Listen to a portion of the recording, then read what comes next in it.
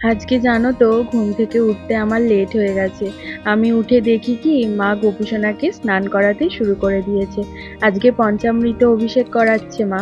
তারপর আমরা ওই যে আগের দিন রাতে ভিজিয়ে রাখি চিয়া সিড খেয়ে নিলাম। আজকে থেকে মাও শুরু করেছে জানো। একদম তারপর রেডি সেডি হয়ে তোমাদের কাছে আসছি। আজকে এক জায়গায় যাব। দাঁড়াও আগে গোপুসোনাকে ঘুম পাড়িয়ে দিই। ওর তো সেবা নেওয়া হয়ে গেছে। ঘুম পাড়িয়ে রেখে গেলে একটু নিশ্চিন্তে যাওয়া যায় জানো তো, না হলে একটু তাড়া থেকে যায়। আজকে যাচ্ছি হচ্ছে আমার এক পিসিমণির মেয়ের অন্নপ্রাশন, মানে আমার বোনের। ঠিক আছে, এই যে সাইডে আড়তগুলো দেখছো এগুলো কিন্তু সব আলুর আড়ত।